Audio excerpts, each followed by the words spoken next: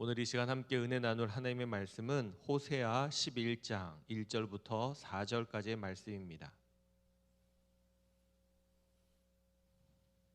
호세아 11장 1절부터 4절까지 말씀입니다.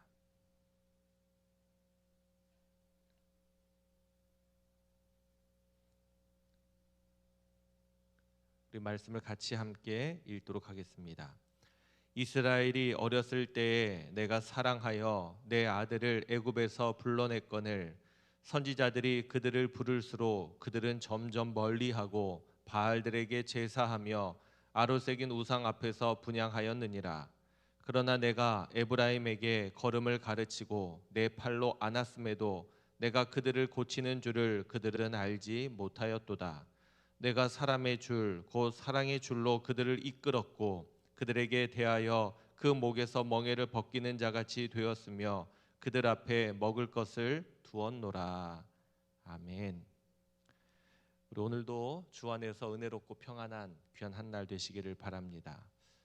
모든 사람들이 살아가는 일상의 삶이 비슷한 것 같아도 엄연하게는 전혀 다른 그런 삶을 살아가고 있다는 것을 우리는 인지해야 합니다. 며칠 전인가 저희 둘째 아이가 학교에서 MBTI 성격 유형 검사를 하고 왔습니다. 아직 결과가 나오진 않았는데 그 검사를 하고 온 날 저한테 물어보더라고요.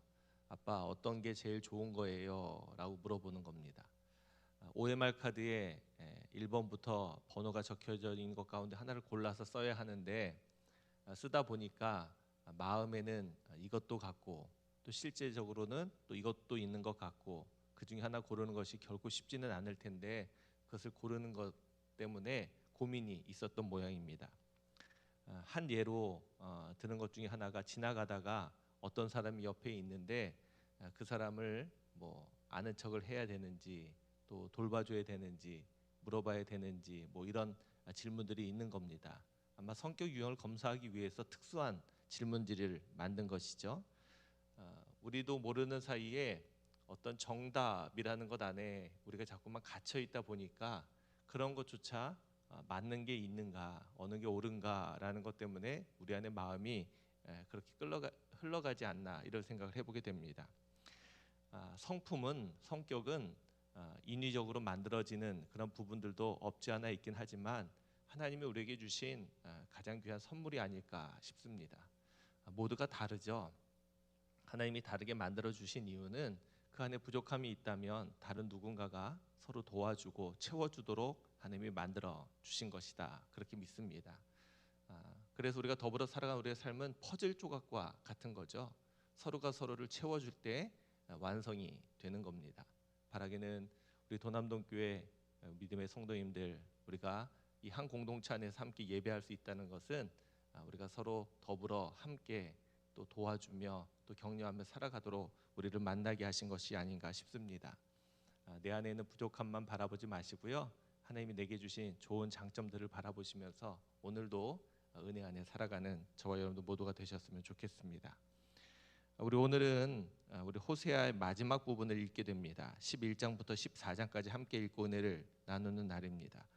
여러분들 그 호세아 선지자, 이 호세아라는 이름의 뜻을 아시죠? 구원이라는 뜻입니다. 호세아. 우리가 그 언어의 어근을 보게 되면 여호수아도 비슷하죠. 예수도 비슷합니다. 다 구원이라는 뜻을 가지고 있는 그런 단어입니다. 호세아 선지자 말 그대로 이름의 뜻대로 그는 하나님의 구원, 하나님의 사랑에 대해서 하나님의 말씀을 전했던 그런 선지자로 우리는 알고 있어야 합니다. 그 가운데 이제 마지막 부분 함께 읽게 되는데 특별히 이 마지막 부분은 하나님과 이스라엘의 관계의 회복 또 하나님이 그들을 향한 사랑에 대한 메시지를 담고 있는 부분입니다. 11장에서는 하나님께서는 이스라엘을 어린 아들처럼 사랑하고 아끼셨다 그렇게 말하고 있고 특별히 그들을 향해서 다시금 하나님께로 돌아오라고 말을 했지만 그들이 싫어했다 그렇게 말하고 있습니다. 그들이 하나님께로 돌아오기를 싫어했어도 하나님께서는 그들을 여기 보면 아드마와 스보임이라고 표현되어 있는데 이 아드마와 스보임은 소돔과 고모라가 멸망할 때 같이 멸망당한 5개 도시 중에 속해 있는 이름들입니다. 그때 함께 멸망받은 그 나라들처럼, 그 도시들처럼 하나님이 버릴 수 없다. 하나님의 사랑을 보여주고 있는 부분입니다. 하나님께서는 포기할 수 없는 사랑을 11장에서 이야기하고 계십니다. 8절입니다. 에브라임이여 내가 어찌 너를 놓겠느냐, 이스라엘이여 내가 어찌 너를 버리겠느냐, 내가 어찌 너를 아드마같이 놓겠느냐, 어찌 너를 수보임같이 두겠느냐, 내 마음이 내 속에서 돌이키어 나의 긍휼이 온전히 불붙듯 하도다. 하나님의 사랑을 보여주고 있는 부분, 이것이 바로 11장입니다. 12장에서는 이스라엘의 죄악에 대한 내용을 고발하고 있습니다. 그들은 하나님께 대하여 정함이 없고 거짓과 속임수로 일관되게 행했던 그런 사람들입니다. 그들은 하나님을 믿고 의지해야 되는데 그렇지 않고 아수르와 계약을 맺고 애굽의 기름으로 조공을 바치며 그들과 친분을 맺으려고 하는 그러한 그들, 하나님을 의지하지 않고 다른 것을 의지하려고 했던 그들에 대해서 이야기하고 있습니다. 12장 가운데는 13절 14절 말씀을 함께 읽으면 좋겠습니다. 제가 한번 읽어드립니다. 여호와께서는 한 선지자로 이스라엘을 애굽에서 인도하여 내셨고 이스라엘이 한 선지자로 보호받았거늘 에브라임이 경노하게 함이 극심하였으니 그의 주께서 그의 피로 그의 위에 머물러 있게 하시며 그의 수치를 그에게 돌리시리라.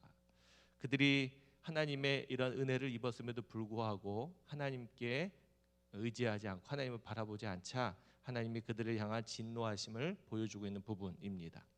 13장에서는 이스라엘이 하나님의 축복 가운데 지냈는데도 불구하고 그 은혜와 사랑을 잊어버리고 바알을 섬기는, 또 우상을 만들어서 우상에게 분향하는 그러한 일들로 하나님 앞에 진노를 사게 되는 이야기를 소개하고 있습니다. 특별히 그 진노가 얼마나 큰지 하나님이 말씀하고 계십니다. 5절부터 8절입니다. 내가 광야 마른 땅에서 너를 알았거늘 그들이 먹여준 대로 배가 불렀고 배가 부르니 그들의 마음이 교만하여 이로 말미암아 나를 잊었느니라. 그러므로 내가 그들에게 사자 같고 길가에서 기다리는 표범 같으리라. 내가 새끼 잃은 곰같이 그들을 만나 그의 염통 거풀을 찢고 거기서 암사자같이 그들을 삼키리라. 들짐승이 그들을 찢으리라. 하나님의 진노하심이 얼마나 큰지를 보여주고 있는 그런 모습입니다. 14장에서는 그들이 회개하고 하나님께로 돌아오라는 간절한 선언이 주어집니다. 1절이죠. 이스라엘아 내 하나님 여호와께로 돌아오라. 내가 불의함으로 말미암아 엎드러 졌느니라. 아수르와 그 외 다른 나라들을 의지하지 말고 하나님만을 섬기며 의지하라고, 또 말씀을 가지고 다시금 하나님께로 돌아오라고 이야기하고 있습니다. 그러면 하나님이 어떻게 하십니까? 모든 불의를 제거해 주시고 그들의 반역을 고치고 그들을 향한 진노를 거두시고 다시 사랑해 주시겠다, 그렇게 말씀하고 계십니다. 그리고 그렇게 하나님을 기억하고 돌아오는 것, 그것이 바로 지혜로운 것이고 총명한 것임을 이야기하고 있습니다. 9절이죠. 누가 지혜가 있어 이런 일을 깨달으며 누가 총명이 있어 이런 일을 알겠느냐. 여호와의 도는 정직하니 의인은 그 길로 다니거니와 그러나 죄인은 그 길에 걸려 넘어지리라. 오늘 우리 호세아서의 마지막 부분을 함께 읽게 됐는데 11장부터 14장 내용을 읽어가시면서 하나님의 마음, 하나님의 사랑, 하나님의 뜻을 깨닫는 그런 시간 되시길 바랍니다. 특별히 그 가운데 11장 앞부분을 오늘 함께 읽었는데요, 하나님의 은혜와 사랑이 얼마나 큰지를 보여주고 있는 대목이라 이 부분을 함께 읽으면 좋겠다, 그런 생각이 들었습니다. 하나님께서는 이스라엘을 어린 아들로 비유하면서 말씀하고 계십니다. 1절입니다. 이스라엘이 어렸을 때에 내가 사랑하여 내 아들을 애굽에서 불러냈거늘. 3절입니다. 그러나 내가 에브라임에게 걸음을 가르치고 내 팔로 안았음에도 내가 그들을 고치는 줄을 그들은 알지 못하였도다. 부모가 자녀를 사랑하는 마음은 아주 특별합니다. 그렇죠? 그래서 그 마음을 알기는 부모가 되어봐야 압니다.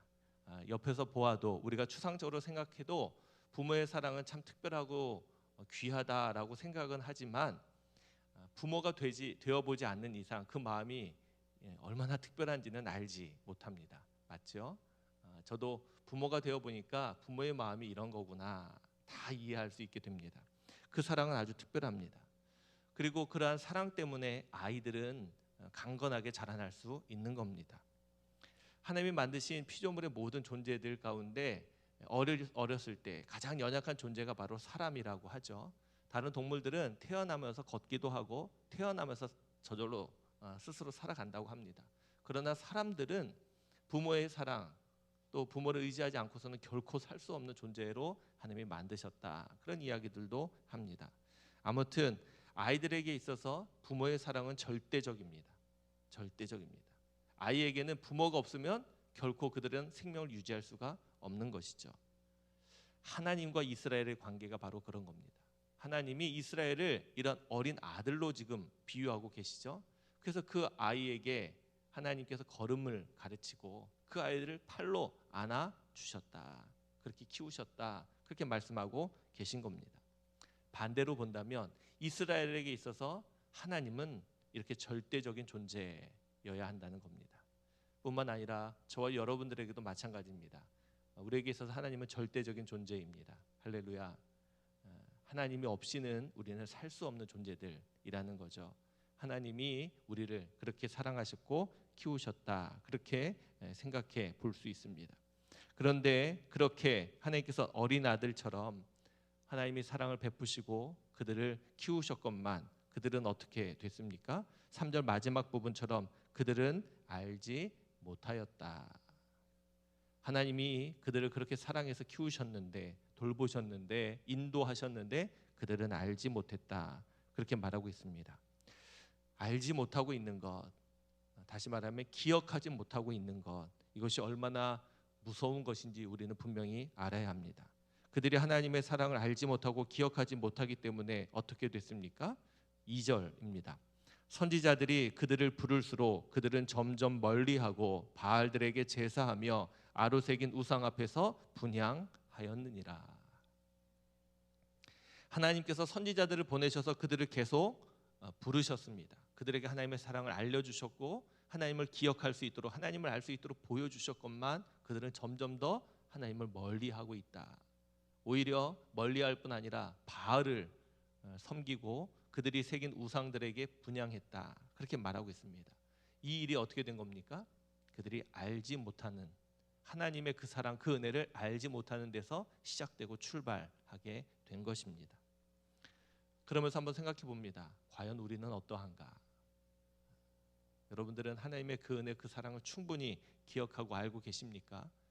그 은혜와 사랑을 우리가 기억하지 못하는 그 순간, 그것을 은혜로 여기지 못하는 그 순간 우리의 인생도 이와 같이 될 수 있습니다.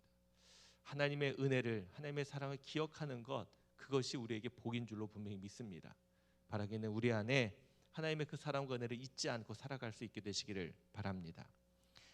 하나님을 멀리하고 하나님을 기억하지 못하는 그들, 그래서 바알을 섬기고 우상을 섬기는 그들에게 하나님은 어떻게 하셨습니까? 4절 말씀입니다. 내가 사람의 줄, 곧 사랑의 줄로 그들을 이끌었고 그들에게 대하여 그 목에서 멍에를 벗기는 자 같이 되었으며 그들 앞에 먹을 것을 두었노라. 할렐루야.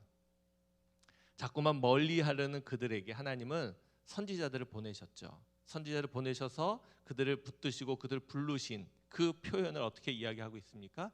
사람의 줄, 그렇게 이야기하고 있어요. 그리고 그것을 다시 한번 표현하기를 사랑의 줄, 이렇게 말하고 있습니다. 여러분들 강아지 산책 나갈 때 목줄을 해서 나가죠. 근데 요즘은 목줄이 이제 길게 늘어지기도 하고 줄기도 하고 막 그렇죠. 왜 그렇죠? 강아지가 마음대로 가니까 강아지를 통제하고 멀리 못 가게 하기 위해서 줄을 메고 갑니다. 하나님이 우리를 향해서 사랑의 줄로 우리를 메고 있다. 그렇게 표현하고 있습니다. 이것이 은혜입니까? 여러분들 어디 얽혀 매여 있는 것, 줄에 매여 있으면 무언가 속박당하고 구속된 것 같아서 불편하고 답답하지 않으십니까? 그런데 이것은 은혜라는 겁니다. 그렇죠? 우리가 죄의 올무 그렇게 말하지 않습니까? 죄에 매여 있는 겁니다. 죄의 속박에, 죄의 굴레에 매여 있다. 그렇게 말하고 있는 것이죠. 우리가 어디에 매여 있는지, 어디에 우리가 붙들려 있는지 매우 중요합니다.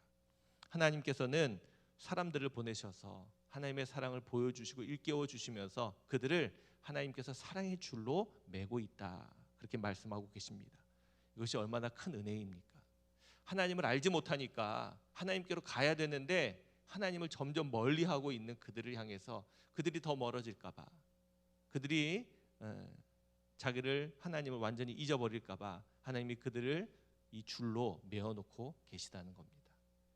이 사랑, 이 은혜가 느껴지십니까?